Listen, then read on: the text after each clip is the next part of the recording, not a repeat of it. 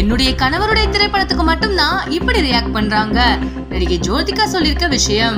நடிகை நயன்தாரா இதுக்காக தான் ஃபீல் பண்ணி லேடி சூப்பர் ஸ்டார் பட்டத்தை வேண்டாம்னு சொல்லிட்டாங்களா? நடிகை ஜோதிகா சமீபத்துல தென்னிந்திய திரைப்படங்களை பத்தி பேசியிருந்த விஷயம் சர்ச்சையை ஏற்படுத்துச்சு. ஒரு இன்டர்வியூல தென்னிந்திய சினிமா ஆணாதிக்க சினிமானும் பெண்களை முதன்மைப்படுத்துற மாதிரியான கதைகள் தென்னிந்திய சினிமாவில ரொம்பவே குறைவுன்னு சொல்லியிருந்தாங்க.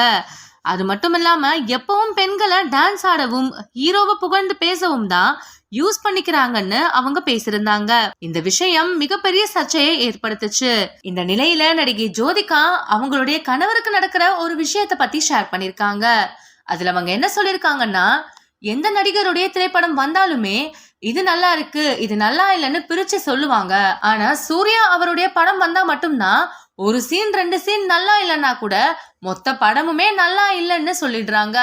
அவர் போடுற ஹார்ட் ஒர்க்கை யாருமே பார்க்க மாட்டாங்க.